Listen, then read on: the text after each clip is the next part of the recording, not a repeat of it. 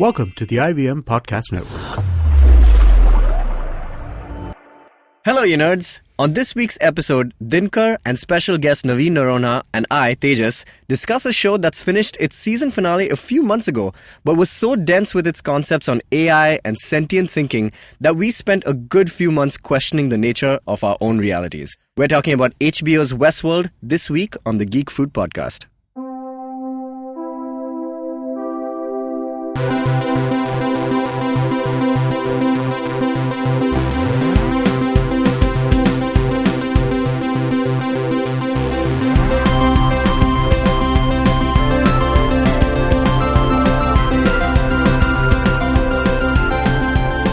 Hey everybody, welcome to another episode of the Geek Fruit Podcast.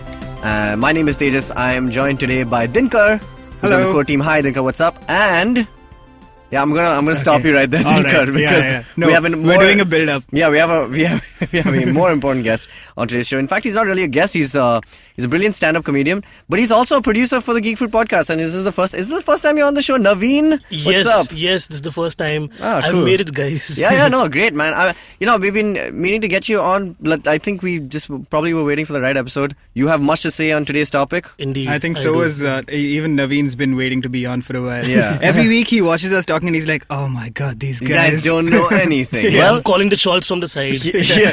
Well, here's your chance to finally, Well, I'm call only the here shots because to our face. Yeah. Vishnu hasn't reached on time. That's the only reason. No, well, Jishnu's not on this episode because he hasn't finished watching Westworld, which is what we're going to be talking about today. It Yes. came out about 50 years ago. In fact, so that's the problem, right? So this show came out a few months ago. I mean, I think it came out in the fall. It was basically supposed to be a show to kind of fill in the gap that is probably going to be left, the huge gap once Game of Thrones is over. That's true. Eventually, in about 2 seasons, when it gets over, there's going to be a huge gap there in that market. And I think this was their big show after, True Detective kind of fizzled out of the second season. And they branded it that way. Like, even when they were talking about the show's promotion, they were like, this is the next Game of Thrones. This is the next That Game of was Thrones. the And hope, yeah. this is the next Game of Thrones in many ways, which I think we're going to talk about in much detail. But before that, we're going to go through some of the emails that we got from the last week, I suppose. Dinkar, you have them. Why don't you just go through those guys? So the first email that we can talk about is from our friend Parth Garg. But before you guys get into this, Yes. I haven't seen Sherlock yet. I haven't seen Series 4. So That's cool. Parth doesn't discuss spoilers. Okay, cool. Quick Cliff's Notes. What is Season 4 roughly about? Oh gosh, where do you even begin? There right? is no way to begin that. Okay, It's about fair enough. So Moriarty was back. Yes, if you so to remember. speak, yes. Maybe Maybe, not. yeah, they yeah. weren't really telling, and Yeah. they still really don't. Okay, cool. Fair enough. You don't want to be spoiled. I don't want to be spoiled. Okay. I do enjoy Sherlock, even though it has been reviewed negatively. I know by you particularly on the website and on the podcast. So, when I get. update on that. Jishnu Yeah. had not watched when we did the podcast. Oh. And he mounted a spirited defense. He was like, well, maybe that's not what they meant. He watched it, and we were just talking today. And Oh, he he's was like- finished watching it He's since. finished watching it, and he was like, you were right. No, it is quite terrible. Like, even season 3 for that matter, the whole wedding scene, in fact. Yeah. It's like unnecessary building up to nothing. Like, we just, I agree, but I totally enjoyed that episode. Yeah. I thought it was a good episode. I thought it was the great. problem is, it's all the stuff that kind of annoys you about Sherlock in one season. Yeah. They keep building, and the reveils are never worth it. Oh, and not there's right. like a reveal at every turn. I see. Okay. and too much slow-mo. Like, they used to Yeah. use slow-mo most artistically before. yeah. But now I think they're just They used to use overdoing. it best. I think that it was really well used in the Mind whole Mind Palace, Palace, yeah. right? Yeah, Yes, that was yeah. great. Like, where he gets shot and everything, and how Lando's back, all that jazz. That was great. I loved that. There were a couple of great sequences like that in this one as well. Okay. But otherwise, even in terms of production stuff, there's an entire episode that just, it's not a spoiler, but it looks like Saw. I see. Okay. Like the original Saw in I see like Saw. an underground Okay. setup. All right, Yeah, all right, you all see right. it. Cool, Okay. cool. All right, so let's get to Parth's email. Let's get to Parth's email. Hey guys, heard your last one. The ideology behind my email, keep guessing. It's hilarious to listen to your theory. Oh, so this is about...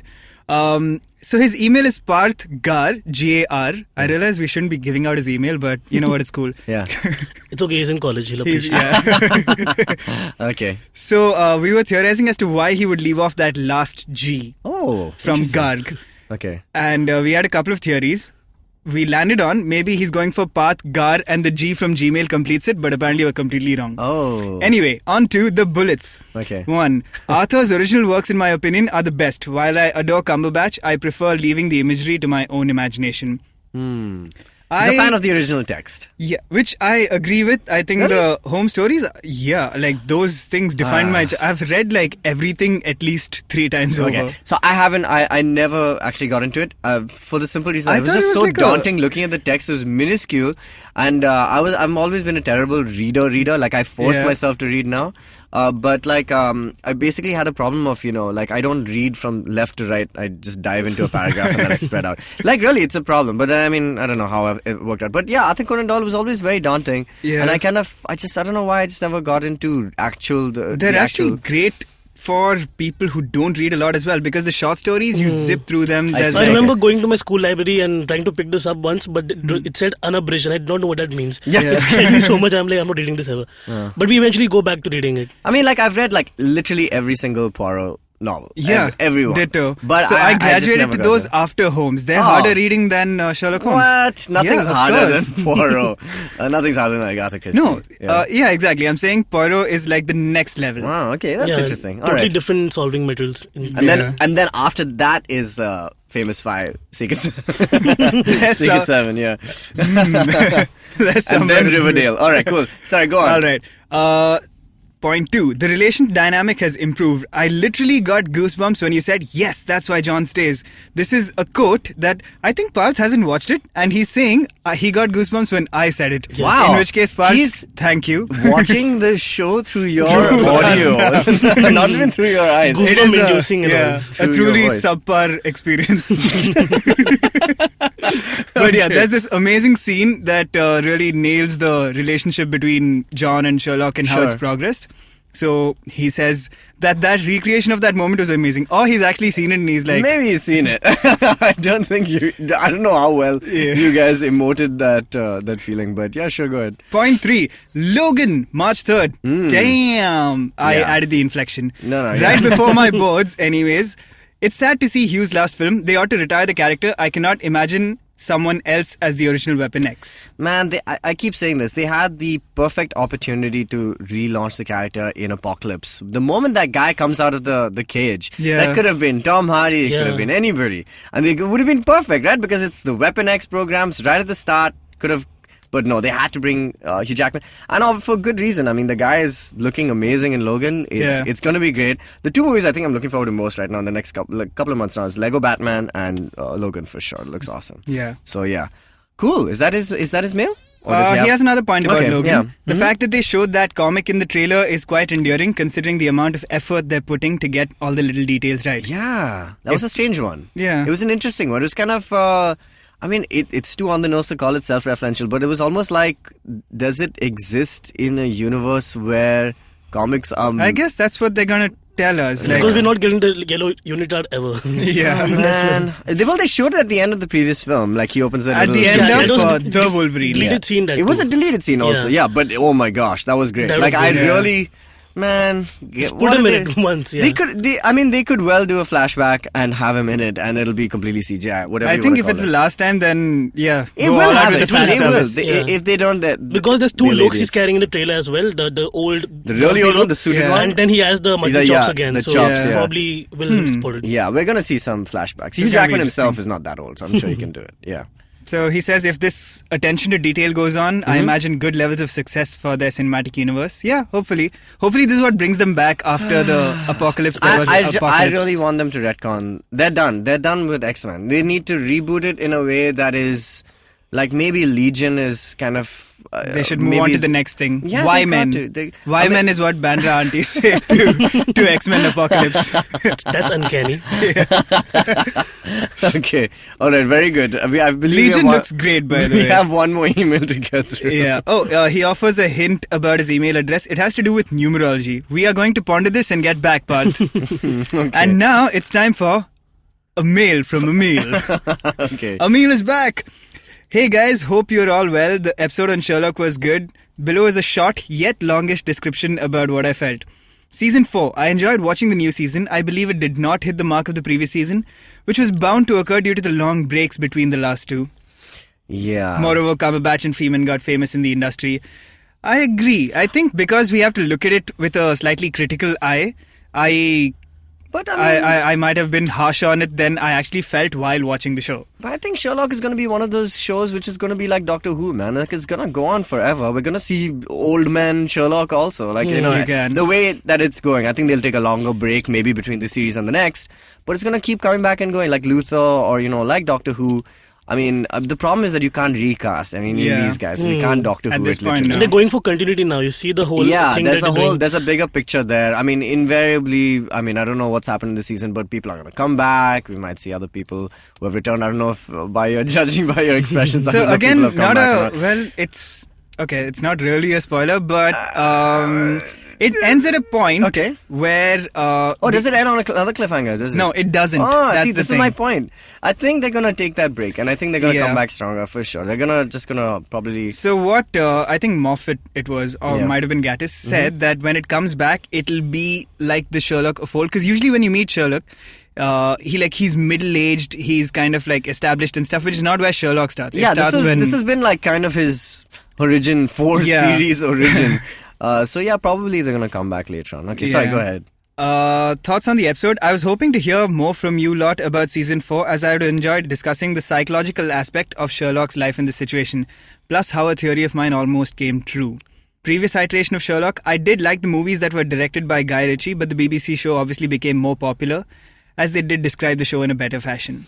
Yeah. Which is true. Like, even if you listen to interviews with Johnny Lee Miller, he tells how scared he was to pick up another iteration of Sherlock. Yeah. And then he read the script and said, it's different from that. Yeah, apparently Elementary... Like, I know so many people who say Elementary is better than Sherlock. Like, and it's by the way 5 seasons. It started after seasons, Sherlock and now 5th season, Man, American shows just run through it. And like 23 episodes. But it's that procedural kind of stuff, You can't... like, I wouldn't be able to watch it. Like, even if you told me Elementary is the greatest show in the world, I can't get into it. I watched House and I feel I've done my Sherlock days, But I feel it's the perfect show to watch on TV. It's one of those shows you watch while eating dinner. Like, just to kill time. Elementary is one of those shows. No, man, I can't even do that anymore. Like, I'd much rather watch, like, a short form season on Netflix, like The Get Down or, something else, probably.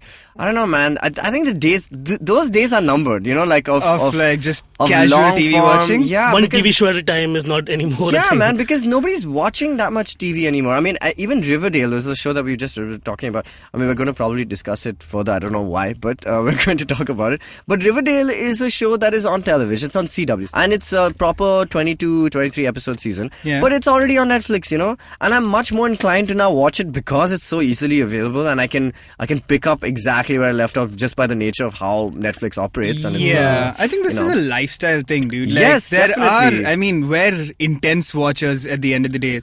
There's enough. Like, I totally get just watching Elementary on TV. Also, man, there's way more content. Like, I don't have cable, man. Like, and that's just the way it is right now. True, and like we seek out shows. I think if something like Elementary was just on TV, it would become popular. Like, that's how Grey's Anatomy became popular. But that's the thing. What I watch on TV whenever I get the chance? I watch shows like, like Shark Tank on television. I watch like weird bits of reality TV, like Penn and Teller. I just start watching the Fool Us, the two magicians who basically... Yeah, so good. Yeah, so that's that actually kind amazing, of stuff. But those are very television viewing shows, because I'm never going to catch it on like Netflix, right? I'm not going to seek out an episode. Like, I watched The Stage, the show from Colors Infinity. I watched a lot of that but on television, because I know I'm not going to seek that out anywhere else. So anyway, alright, cool.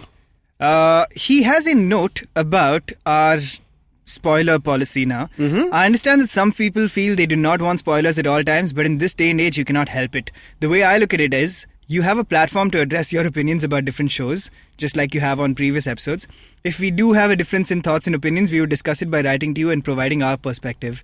It would be nice if you keep continuing that process, as us fans get an insight on what you feel as fellow geeks and nerds. Well, Emil, you're in luck, because today we're going to be spoiling the shit out of Westworld. Yeah. So I think going forward, this will be like an episode-to-episode call, Emil, where stuff like Westworld, which has been out for a while and needs intense discussion, we're going to spoil the shit out of. Yeah, we're definitely going to do that. So in fact, let's just do that right away. We'll take a short break and we're going to come back. The world was in the east the entire time. What? That's the spoiler for Westworld. Oh, okay, cool. Finding the right drink at the right place can be a big challenge. Exploring a new destination to its fullest could be a daunting task.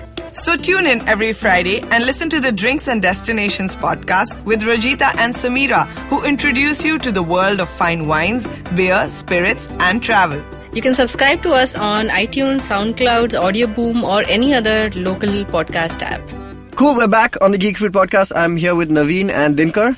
Hi guys. Hello. We're talking about Westworld. Okay, so now I'm just going to quickly kind of preface the show for people who don't know. I don't know what you're doing on this podcast if you don't know what Westworld's about, but if you've just stumbled onto it, here's what it is. It was a book by Michael Crichton. He's done some amazing stuff like Sphere, Congo, Jurassic Park, all been converted successfully into Was it a book as well? I thought it was a screenplay directly. It was actually a movie directly. It was based on something that he wrote. On a screenplay. And then he sold it as I want to direct as this. an option. And he was a kid at that point. Yeah. I can't imagine Michael Crichton being a kid at any point. Yeah, but the man's mind is incredible. Obviously, he came up with Westworld, a movie that came out in 1973. Yeah, that's the same year as Star Wars, is it? No, that was 2 years before. Oh, right? Wow. 77 is Star Wars, if I'm not mistaken. 75? Oh man, we'll never know these things. I'm not 76. sure. Yeah. By the way, in the middle. Yeah. Interesting thing I found out, Westworld was the first movie ever to use CGI. Yeah. Yeah, that's crazy. That makes sense.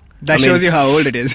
And it makes sense that the first movie they tried it on was like a Western kind of themed show, because they were kind of taking a concept that they're familiar with, or at least that had almost passed its time, but try to infuse it with something new and interesting. The story of Westworld is fairly simple on the outside, on the facade of it, just much like the park itself, is that it's about a park that is made for people, for a very rich clientele who can afford to come to this park and experience different kind of debaucherous things. They can, sleep with whoever they want, and they can shoot anybody who they want. They can go on different adventures, all set within the park and controlled by a team who's on the outside. But in the inside of the park, they have hosts, is what they call these androids, who basically facilitate all the goings-ons of the park itself. So that was a movie that was made in 1973, and it was it Josh Brolin who was in it? I'm pretty sure that I saw him. No, Yul Brynner was the main guy. Who's the guy? Who's the guy with the mustache? Is Yul Brynner? Is it?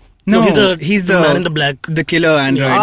Man in black. Okay, cool. Fair enough. So I think a lot of that story was kind of made it into this long form thing. So yeah, the concept of the original story was basically that the androids go nuts, and this one particular guy starts killing everyone. Yeah. Okay. And I don't know who the main guy, like the protagonist was. Some dude who I don't remember. Right. Probably Richard. Some kind of Richard. Probably Richard. All right. So basically, so Richard gets away. Yeah, and that movie, I don't know how well it did. It kind of became it was pretty successful. Yeah, it became a cultish kind of thing. They tried to do it again later on with something called Beyond Westworld, which has failed.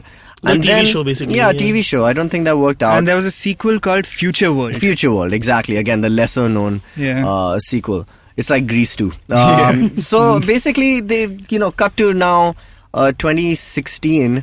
Game of Thrones is coming to an end. HBO has an ace in the hole, and it's Jonathan Nolan and Lisa Joy who want to make Westworld. Yeah. And now this show has been cited as the answer to the people who want more Game of Thrones but don't have obviously that much left in it. There's only 2 more seasons, which has been confirmed now. And so to kind of fill in that crucial kind of programming space, they've started Westworld, which has become a roaring success, and for different reasons which we're going to discuss now.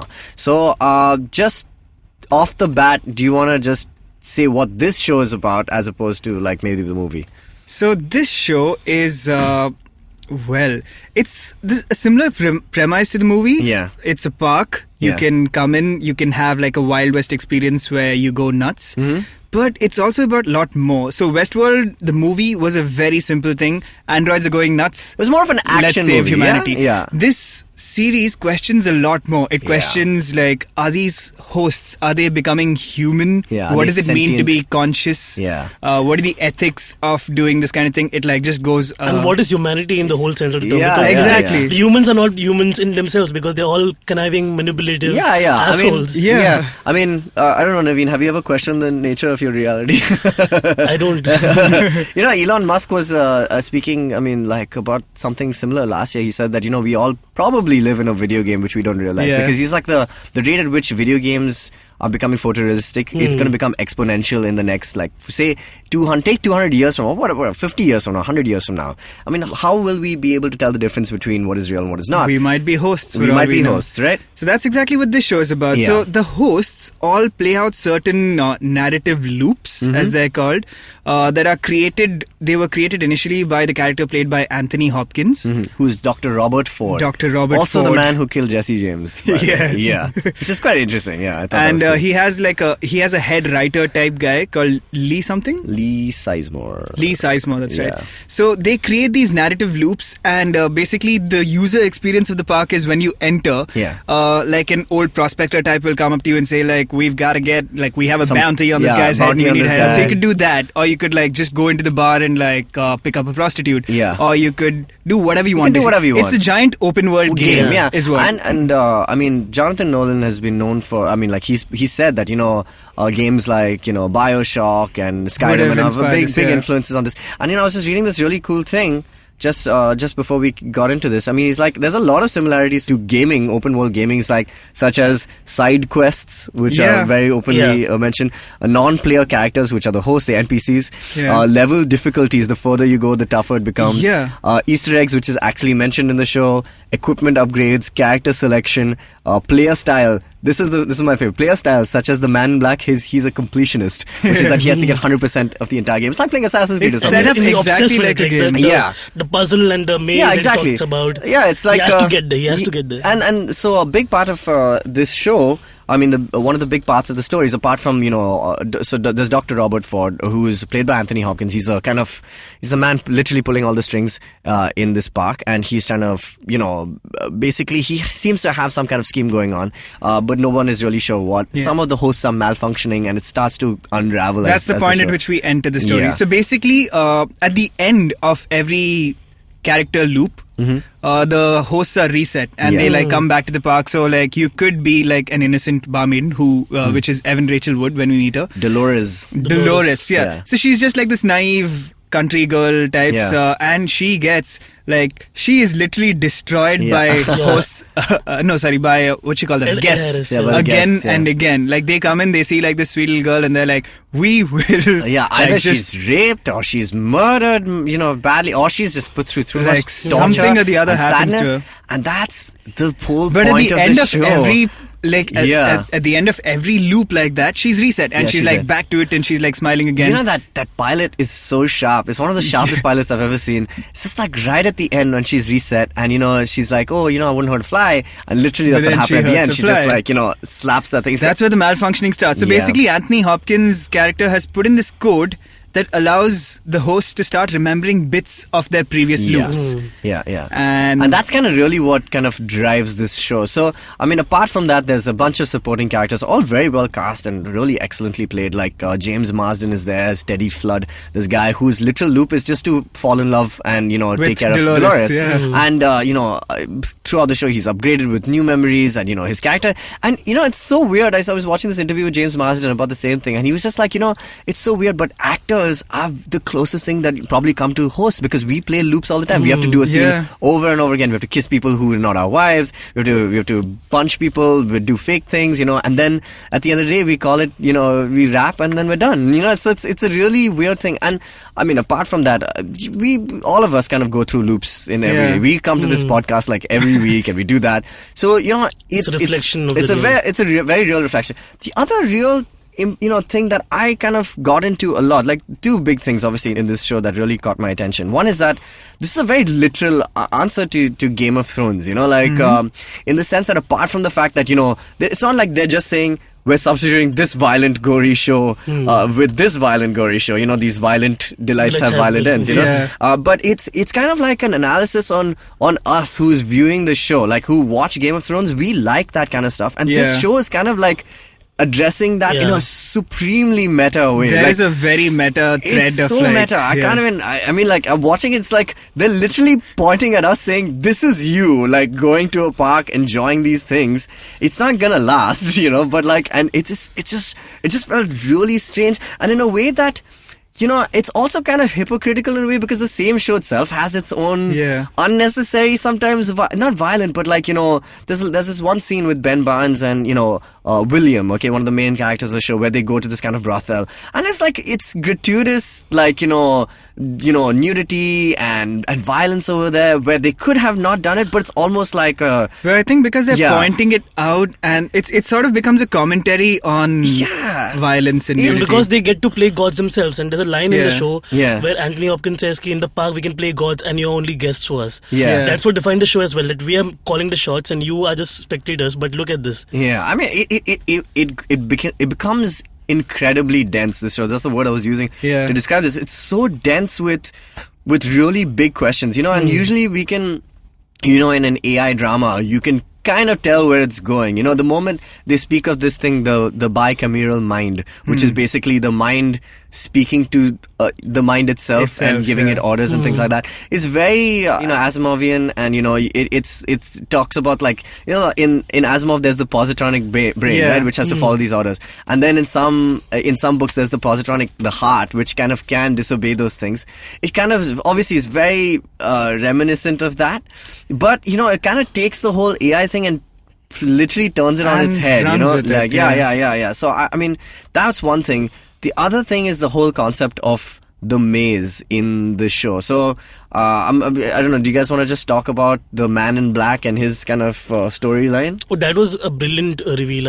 I had to rewind and watch it again because this actually happened. Then it hits you, right? The whole idea that Ed Harris is such a bastard in the show. He's just beating people around and doing his own thing. And so then on the hand you have the other guy who plays his younger version. William. So Jimmy Simpson. Super underrated guy, by the way. Great actor. Amazing actor. Like, I was sympathetic to him like throughout the show, and so his character is basically this young man who comes to the park very apprehensive and does not know whether he wants to indulge in these fantasies and all these things. He's been forced into it by his to-be brother-in-law. If you don't do this, then and that guy is his bachelor party essentially. Pretty much, right? and he also says that we're spending 40 grand a day on this thing. So this is like, which is a shitload of money. And that's at that time. So this is the big reveal that this is a huge. There are which multiple they actually timelines. Calculate that it's 2017 where they actually enter. 2017 or 20 when they enter. And then 2040 is when the show wraps up. Oh, there you go. So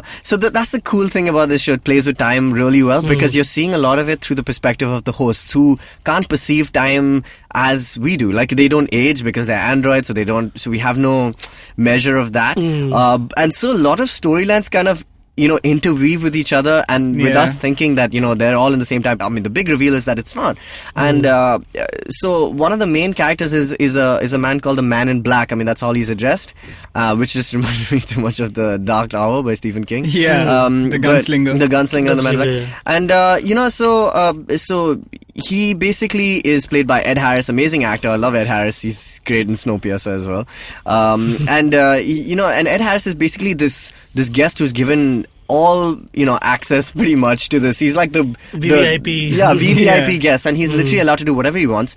I mean, he cannot be killed, and I think that really bothers him. That he's trying to find something real in this park, and he's pretty much done all the arcs, all the narratives, except for something called the maze, which he's only heard of very, very basically, and he's trying to. It's seek basically it out. like it's like a hidden level. Yeah, it's literally like an Easter egg. It's it reminded me again of Ready Player One. Like another thing of just like trying to find something that is supremely hard to find in any open world this December, the movie's coming out, guys. Man, so psyched. I was super excited Steven for Ready Player One. So, what were your reactions when you found out that William was the Man in Black? Did you expect it? It made so much sense. The fact that William is this very underrated guy who's quiet and like who doesn't want to indulge into violence or beat anybody up and loves Dolores genuinely. It would be this guy who'd actually end up beating her afterwards. You realize that later on, right? Because he's been playing this level and he's seen her so many times over the past 20-40 years that he's tired of her at this point. He's like, come on. He's sick of her shit. Yeah. So then he's just going around beating her up. No, but he can't even help it. It's not his fault. He tried to find something greater within her, right? But the moment there's that one beautiful scene at the end, he picks up the where he tries to kind of get her attention after all that they've been through, and she has no recollection. Yeah. And for him, he just realizes what the value of this entire park is. It's just a simple kind of fantasy that you can live out once or twice, but then after that there has to be something deeper, and that's what he's searching for. And the only time he really smiles is at the very end, where the hosts get free, and he's nicely drinking his champagne, and there's a person who shoots him, and he starts smiling. And he's just like yes. But I gotta say, man, the Redditors, they are the greatest They minds. predicted everything. They predicted everything, Yeah. like literally on the money there, and I didn't want to kind of buy into it. I obviously started. I mean, it's like Game of Thrones. We always check Reddit. I mean, like, I always check Reddit after that. And they had, I was seeing this happen, but I was trying to, correspond probably with something else. For me, the big reveal was obviously, was not this, because this I kind of got a vibe of, but not Arnold and Bernard, that connection, which we'll just talk about. But just to finish the storyline. That I saw coming somehow. Like, I really knew that they're going to show who really was Arnold. And the fact that they hit it, obviously, meant that it was going to be somebody important. But the Man in Black reveal was very nicely done. That like, at a time in TV viewing right now, we don't have that many spoilers that we don't see coming. We know everything by this point. And we speculate so much that we already know what the script is going to offer and all that. But at this point, someone writing something so beautifully, like Jordan Nolan putting in the time effect in that. And when he picks up the hat and it becomes that man. Oh, dude, that was a like, imagine killer how he match wrote cut. that. You look at the beauty of the writing in that. Yeah, I know. I mean, so just to get to the whole point of that arc, is this something that he's looking for is the maze, and he keeps getting clues about it. Dolores is trying herself to kind of find out what is.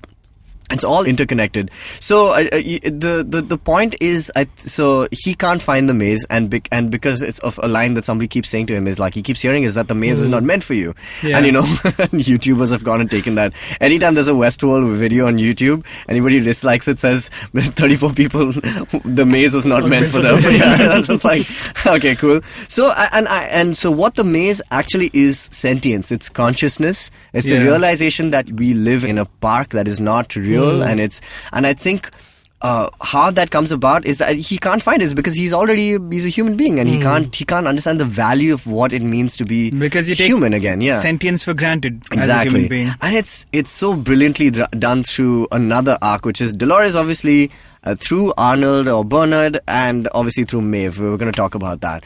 So that's the other huge Maeve part is actually my favorite character. I think for most people, Maeve is really the badass of you the see script. the brutality of what the park offers from a host perspective only through her eyes. If you look at it, like she opens her eyes and she walks around the whole, like the back. And she sees like all her friends and relatives in bloody mess. You can imagine what a person they're being like hosed down and wiped up for the next round. They're all like just lumps of humans. So that's actually the other big theme for me in this show. And I don't know, I mean, I think anybody who's human can relate to this, but a big thing of this show, a big theme is how suffering makes us real. I think that is the main. So, that's the main thing about this show. So Arnold, who was the co-founder of the park back in the day, he had a model which said, so there's 4 layers to a pyramid to consciousness. There's a nice Easter egg there as well. Yeah.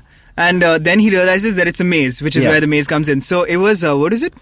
Self-actualization. No, self-interest was one of them. Improvisation was one of them. Memories was one of them. And he could never figure out what the fourth one was. And why the androids finally come to life is basically they realize that suffering is what gives part of the pyramid, and which is kind of part of this larger plan by Robert Ford, which is to give them access to those previous memories, so that Maeve, in her own memories, she finds out that she was the mother to a child, and her child was assassinated, and she herself was assassinated by the Man in Black, again, who was probably on his conquest to kind of figure out what the maze is himself. So she dies when in the previous life she dies in a maze shaped thing. Exactly. God, it's too many levels. Literally like a game, right? I don't know what it is about these Nolans and their games, man. Like whether it's Inception or this. Nolans, the Nolans, man. They're hosts sent from other planets. And Nolans and the producer wives. Like my friend Omar, who directed this great short film called Gilbert. He's so funny. He came to at my house and he was just saying, "Yaar," and he was I think he was drunk or high or something. And he was just like, "Yaar, life mein ek producer wife to banta hai." It's like life bhi aage badhega, kaam bhi aage badhega.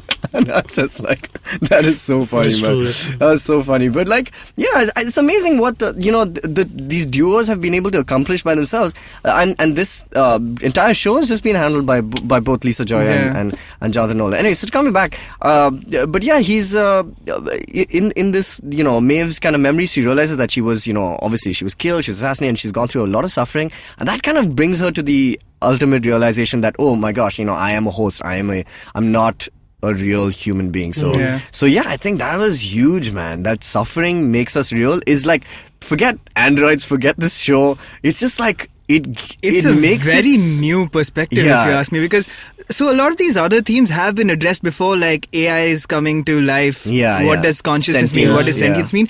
Are questions that science fiction has been asking since the start.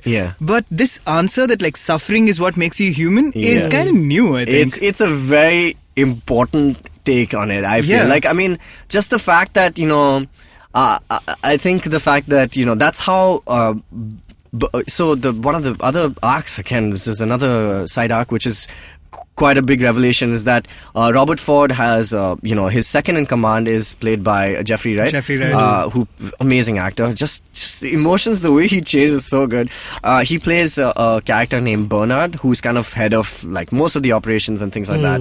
And what he kind of goes through is this, entire relationship with Teresa, who is also kind of one of the operations head. He's the admin kind of character, and he has a relationship with her very similar to how the hosts are used in the park. It's just a physical, it's just a physical relationship that they have and nothing else.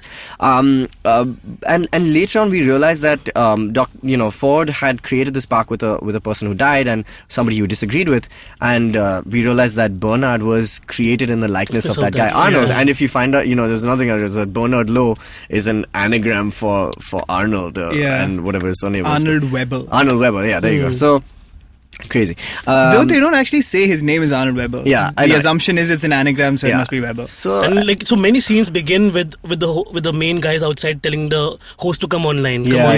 Analysis. And when you find out that Arnold and Bernard are the same person, then Ford starts talking to Bernard that way. Come online and talk to me. So you see everything from his perspective after that. Yeah, it's insane. That's changed. Jeffrey Wright's such a great actor. In that one moment where he's, cornering Teresa, and he's just like, what can you see in this image? And he's like, I don't see anything. It's an important piece of evidence, and just his programming is not allowing him to see what's actually there on that. And the moment you see that, you're like, oh damn, that is crazy. That's another thing that reminded me so much of adventure games or open world games, where whenever they see something from the outside world, they just say I don't see anything. That's such an adventure game thing. I can't pick that up. Pretty much. That's so true. And you see that Ford is kind of like a antagonistic character. He seems to be an evil, but then we see later on why he behaves that way. I don't know if it justifies a lot of it, which we'll just talk about. But I think just the fact that Bernard has been given these memories of his child, so he has a backstory of his child, going through some kind of terminal illness, and he dies, and that gives the impression of to Bernard that he's real. It's because he's had this suffering in his life. So it's a really twisted way. But is it possible that Arnold went through that back in the day when he was actually building the he park? did, I believe. He did. I think that's what they... that's what he used that. And in fact, I think that is what gives him the idea that suffering is probably what made makes people real and things like that. So it's 2 months afterwards, the show is still blowing my mind. It's and it's not a fast-paced show like Game of Thrones can get really edgy all the time. You're just like, oh my god, you're on edge. This one kind of really takes its time and sinks into the subject material so deep. I mean, 4th episode onwards is really when Ford's real motives are revealed and he's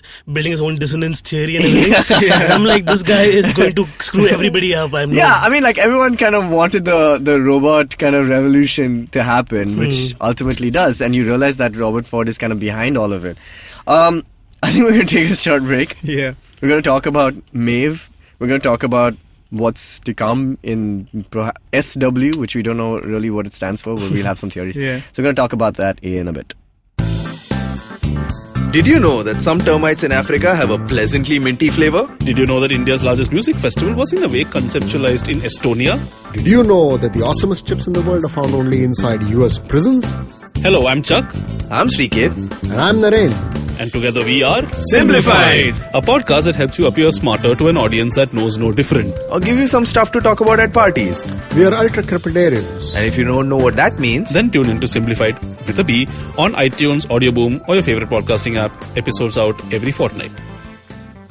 Cool, we're back. We're talking about Westworld. Okay, we've talked a lot about Westworld. We have. But it is never enough. So What are the other things that really stood out for you guys in the show? Like, just what were your favorite, like, kind of parts?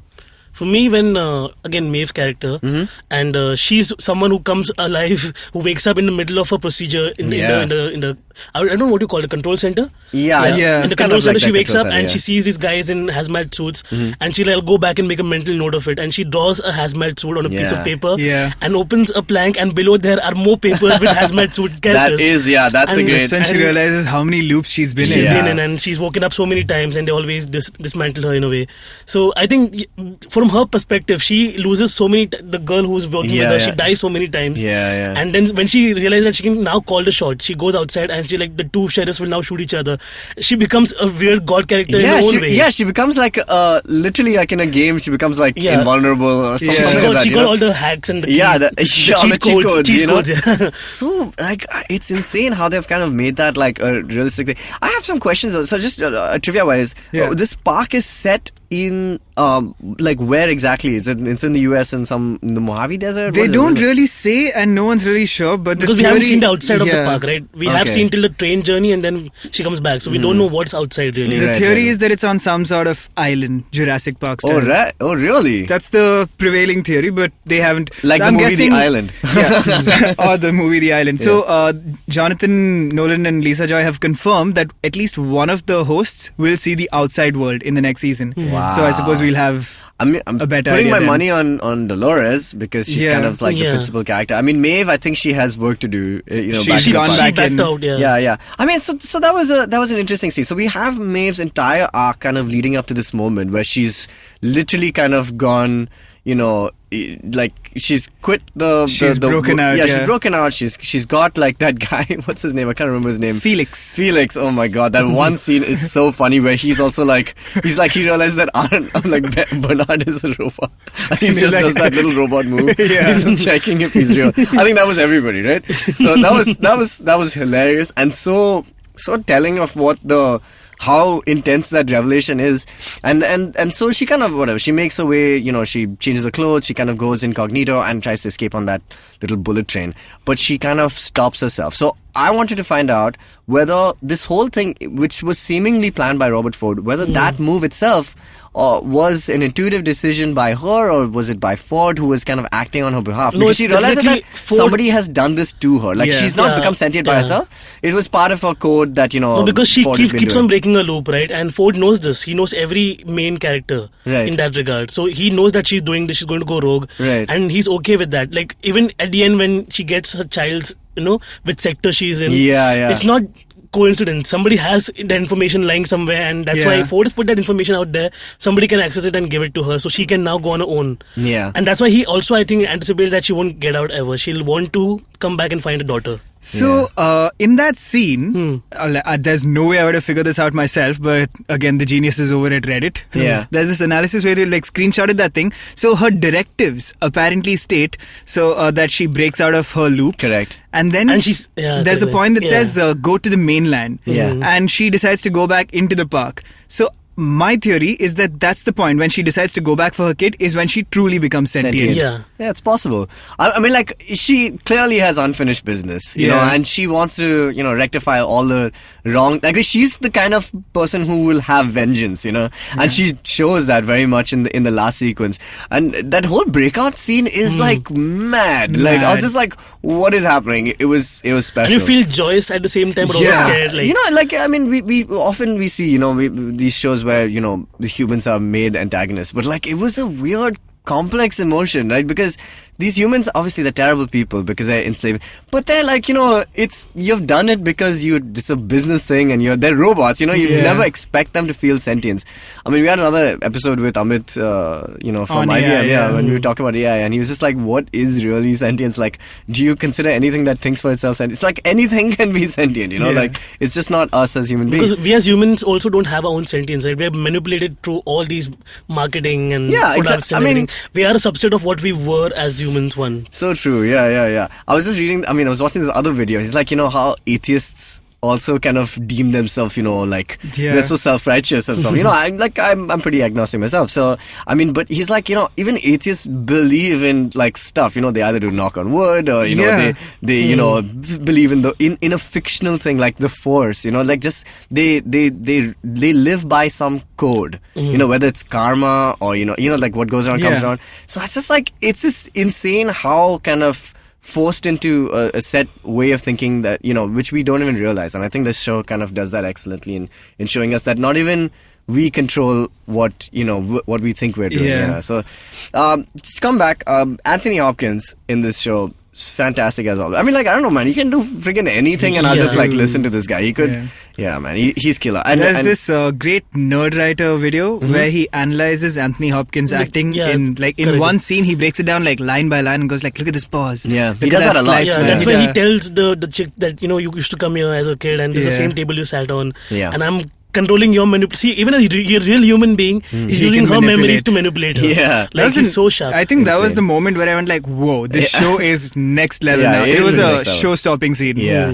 Man, Anthony Hopkins, even like, it's just that it's two scenes. Like he can play like you think he's like this mastermind, right? Like he pretty much is. Like he's kind of set up that way. But like you really see the workings of his mind towards the end when he kind of. And now this is obviously up for speculation, so spoilers. But at the last scene, he gives a speech for this new arc that is going on. And obviously that's the scene in which all the robots kind of all the hosts kind of are set free and they go like killer like revenge mode. But the speculation going around, of course, is that he is not the real Rob Ford either. But he created a host. So apparently there's if you watch the show, this is another theory. There's like that in his little room in the basement, you can see a host being created over there, just one, and it's being made obviously to look like him and stuff like that. So obviously people are suggesting that was a host, that's not the real thing. I think it would be far more interesting if he kills himself and lets the host continue. I think that's what he might have done. Yeah, because he's done, right? Like what does he have to do left like in this park? Like all he had to do was the breadcrumbs and done. Pretty much. Like this whole show is like that. It's whole breadcrumb kind of thing. And now he can live on forever basically. So it's clear that he thinks that the hosts are the next stage of evolution, kind of like or like at least the X-Men. He does believe that he had to kind of do what he had to do to free them. He at some point during the 40 years of this park or so or however long, he starts to feel sympathetic towards them and the way they're being treated. And he also the death of his friend kind of makes him realize that he possibly went too far, and the only way for him to do it is for him to inculcate repeatedly suffering, and just make them realize that this is not right, and that's exactly what happens. Suffering is the grounding element eventually. That's the core. It's like Inception also, it's like what is the one thing that will make you want to break free of something, of a loop that you don't want to experience that over and over again, and that's suffering. So it is too crazy, dude. The show's mad. It's nuts. So we still don't know whether he will be a host or a real dude. But if he is a host, again, one of the things I read was he will come back as a younger version of himself. Because if he built a host, he might as well have done an idealized version where he's played by someone else. But we already had a scene with a younger Anthony, which I thought was kind of shaky, honestly. It was shaky. They didn't linger on it much, but it was TV one budgets. Scene. Yeah, it was one. Though TV budgets. Having said that, what is this budget? This is the most expensive show HBO's done yet. And this is 10 million an episode or something like that. Yeah, and it's the biggest viewership they've ever got for any original HBO show in their first season. Yeah. Like even more than Game of Thrones Including or True Game of Detective. Thrones, yeah. Because Yeah. the actors itself, like Yeah, the what a cast, man. the cast Like, is what got me hooked on it. What is the difference between this as a movie and like I Yeah. can't tell any Imagine difference. having a guy like James Marsden and he's basically one of your smaller supporting Yeah, guys. yeah, exactly, yeah. Which is exactly. one of the big like twists in the pilot episode where when you see him, he's like in a cowboy Yeah, hat, yeah. like the sun is on his face and he like walks into Yeah, town. You're yeah. like, this is the guy. This is the guy, Then yeah. he's just a robot. The entire show is just James Marsden getting his ass handed to him. Pretty much. Again and again. I mean, like, Ah. his role is kind of crucial in that way because you just realize that the smart, good-looking guy is just really Nobody, yeah. it's nobody. Yeah, And Step the outside the old world of the guy is show the for a one. second. Mm. James Marsden is an amazing looking, incredibly talented Yeah. guy. He can act, he can dance, he he's can one sing. of the most underrated characters. yeah, like, and ever. he Like, always plays losers. Yeah, yeah, yeah. I don't get it. like in Enchanted, he plays Prince Charming, and Prince Yeah. Charming doesn't get the girl. It's Exactly. hilarious, right? And it's Patrick Dempsey. yeah. Patrick Dempsey's got nothing on James Marsden. James But Marsden hey, is- 27 dresses. Yeah. But I hey, think Cyclops, dude, come on. But Cyclops Also has kind of has a loser, real dude, like, lame compared to- death. Lame, but that's not his fault, dude. That's what he keeps getting knocked off. So Even in the comics, Cyclops... no, Cyclops is amazing in the in comics. the comics, yeah, he's the he's- only person who can defeat Mr. Sinister. Yeah. Sorry. True, I just but wanna- like he's not a breakout guy like Wolverine is. Like when I think Cyclops when I first saw James Marsden, and you look at that guy and you're like, this guy is cool as shit. Yeah, but With man, the sunglasses but Cyclops and his is the face. leader of the X-Men, dude. Like at least Yeah. for a huge In period theory, of time. Yeah, he was. But especially the movies, it's Yeah, it's the definitely- Logan show. yeah, it's the look. He's just cooler. I mean, like he's more acceptable. you know, Yeah, I guess as so. a cool guy. No, but Anyway, yeah, let's get back to the show. Coming back, James Marsden, excellent. A couple of supporting characters were really great. I can't remember the something. Elsie, I thought was a great character. Clifton Collins Jr. Clifton Collins Jr. Yeah. Who is that? He plays Lawrence or El Lazo. El Lazo Yeah, and see, Lawrence. he's got two roles again, and that was the first time I realized, okay, this is not a single linear timeline. There's two Yeah. things happening. Probably, yeah. They can't make two hosts of the I think same like face. they probably reassigned his Yeah, role. Yes, yeah. but he's a great actor. Excellent actor. Ben Barnes is there in this as that really, A douche. He's a douche of Yeah. the First Order. And you really kind of they set him up thinking he's the man in black. He's always dressed in black. And, I think it's just that, he says that, he's obviously, we're going to be controlling this park one day. So you think that, oh, he's probably one of the more influential people. Maybe he could be the man in black. And you see that how William kind of really, strong arms Yeah. him. And he's not even family. He's not even like related to them. But like, he just kind of has his way finally in the end. It's crazy. That evolution is brilliant. I It's thought that amazing. was Apparently, so he well had a done. broken leg before the shoot, Yeah, and yeah. he just played the character with the broken leg. Awesome. Really? Yeah. Yeah. Okay. That's the great thing. It's like, so the hosts evolve and the humans devolve. Yeah. Very true. And I just want to take a last moment just before we wrap. The music of this show is unbelievable. It's great. Ramin Ramin Djawadi, Djawadi. dude. Ramin Djawadi has done some like what he can do. Game no of Thrones wrong. is his... Game of He's Thrones. HBO's guy now. He's HBO's guy, and that theme is fantastic. That intro sequence, one of my favorite HBO. It's like it's like I love it more than probably anything else. But somebody even recently more than True compared it to Detective. like the title song from Om Shanti Om. It is, yeah. It's Like got the that same piano like, thing. Oh my god, that's so true. I didn't think. I knew it I was thought the same familiar. thing, but then it goes somewhere. But Yeah, even No, like, it's Just a amazing. small interlude in the middle that sounds similar, but otherwise no. Yeah, I'm And sure. Om I'm Shanti sure- Om ain't got shit on Westworld. Okay. I did like Om Shanti Om though. I did Okay. like it. I did like it. You're Two a timelines host. again, right? Yeah. Two different timelines. Yeah. Om Shanti Except Om. we knew that. It was Yeah. very well. Yeah, it doesn't look like anything to me. And Yeah. like the way the show uses Radiohead so Yeah, much. Radiohead. Oh yeah, the piano in the salon. Amazing. And the last song, Exit Music, is Yeah, what they use in the Exit Music, finale. yeah. Perfect. Perfect. Like I mean, the the lyrics are literally like wake from your it's sleep. weird. And I think that, the Nolans are huge Radiohead fans. I'm not surprised at all. Yeah, even Chris Clearly. Nolan is. So yeah, but there's also Black Hole Sun. By Soundgarden. There's there's a bunch of there's Painted Black. the Rolling There's Stones. Painted Black. There's Back to Black by Amy Winehouse. So black, I want to say, is the theme. Guys, the show is dark. Yeah, just Do you get it? Just find titles with the word black in it. All right, cool. So we're gonna take a short break and talk about some random news. Yeah. Hey guys, this is Malika Singhania, co-founder of the blog Stylogram, where we cover trends, fashion forecasts, celebrity style, tips and tricks, and lots more cool stuff. So tune in every Thursday to the Stylogram podcast, your weekly style telegram, giving you the latest fashion and beauty stories that are relevant to you. You can also subscribe to our show on iTunes, SoundCloud, Audio Boom, or any other local podcast app. See you soon. Cool. We're going to talk about some random news.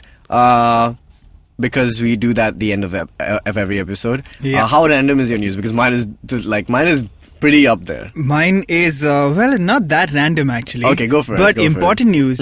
Ben Affleck will no longer direct The Batman. No, What? don't say this to me, man. This is true. Are you serious? Yeah. But he's kind of been going back and forth on it. He's been going back and forth.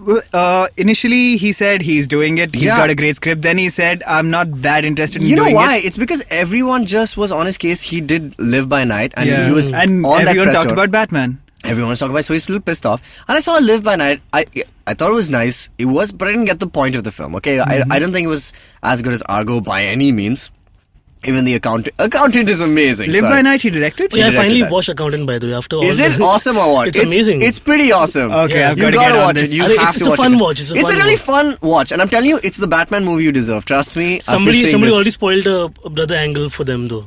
Last What? week. Yeah. He said he saw somebody the... mentioned the brother angle. Dude, come on. But It's I did see it fine. coming also, but in the movie. But anyway, sorry, to come back to that. So I don't think Live by Night is done excellently. And I know he's been having this thing with WB for a long time. So maybe that's probably I it. kind of get it because even when he, in the post Dawn of Justice fallout, I was like, Ben Affleck is, he's an Oscar winner. He's an amazing writer. Yeah, he's a great writer. surprisingly great director. And Not he's a great surprising anymore. actor. And a great actor. He's a great actor. And now he's just Batfleck for us. Yeah. So which is, I think, even when you see The Accountant, Yeah. what if it had come out before Batman? Yeah. You probably wouldn't be talking about it as the Batman movie you deserve. Yeah, You'd be yeah, like, it's a kick-ass Ben Affleck movie. Well, I mean, we wouldn't have talked about it as the Batman movie we deserve if we just got the Batman movie we deserve in the movie that we And deserve. that. So I and think by he's the way, just so annoyed post now. Dawn of Justice Fallout also sounds like a DC movie, by the way. Sorry. So that Okay, sucks. let's hear from the man himself. What is he saying? There are certain characters who hold a special place in the hearts of millions. Performing the role demands focus, passion, and the very best performance I can give. It has become clear that I cannot do both jobs to the level they require. Together with the studio, I've decided to find a partner in a director who will collaborate with me on this massive film. I'm still in this, I'm still making it, but we're looking for a director. You know who it is? It's Gavin Hood, man, the guy who did Accountant. Yeah? I'm telling you, he should do it. He should totally do it. That guy was great. He had great friggin' style. Man, I'm telling you, I got it down.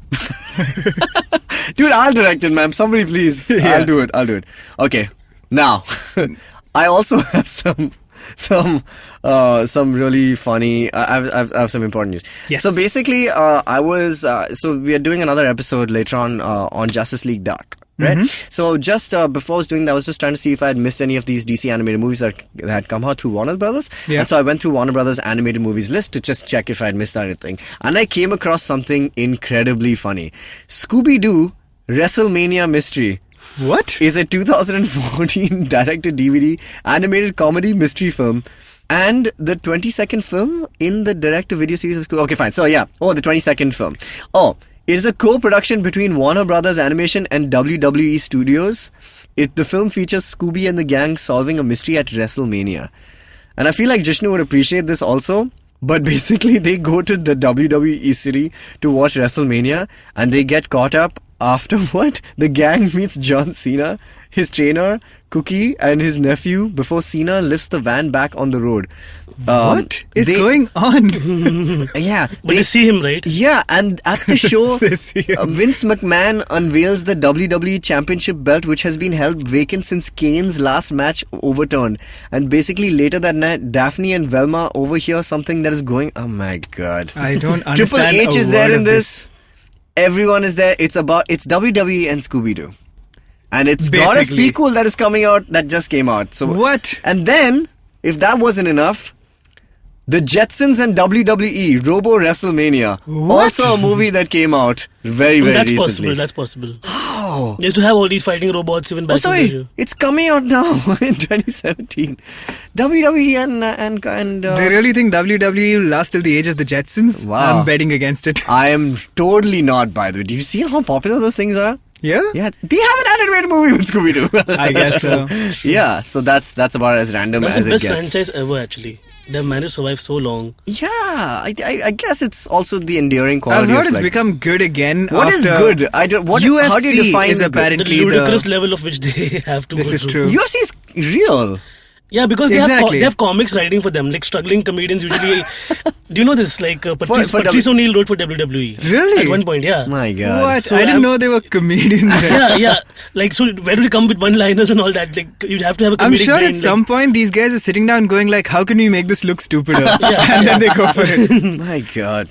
I just find it. So I just that's find WWE definitely hilarious. random. Yeah. It's like those Scooby-Doo movies that used to happen back in the day, where every episode had like a guest star, like Cher was on it. Pretty much, yeah. The Batman and Robin was there. Batman and Robin were on one. And those used to be fun. Those were great. I loved it. Yeah. Those are good. Those are called the Scooby-Doo movies, I remember. The Scooby-Doo Did they also movies, have Pussycat Dolls at some point? Not Pussycat, Sorry, Josie. Josie and the Pussycats, I'm sorry. Though, I think it would be... Are the Pussycat Dolls even around anymore? I don't think they're so. not. I don't know. Nicole Scherzinger is. Yeah. Somehow. Well, that's a thing. And on that note, we will close today's episode. Please check out all of our content online. Geekfruit.in is where you can find our website. You can write to us about Westworld and Scooby-Doo and WWE.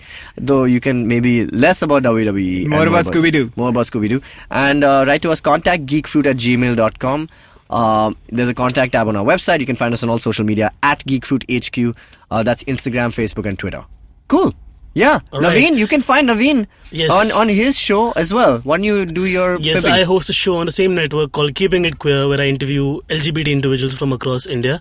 The podcast has some very poignant stories, some moving stories, but also some fun stories about how a gay individual feels in India. So it's a fun podcast. Listen to it. Yeah, it's solid. Yes. So yeah, I mean, this show can be pretty random at times, but you do a real There's a specific like a thing. solid podcast. Yeah. So that's Don't go awesome. random. Don't have a WWE crossover episode. Yeah, please don't. Well, if I'm getting free tombstones, why not? Ariel 69s. Okay. And that's our show. Cool. See you guys. May the force be with you, you nerds.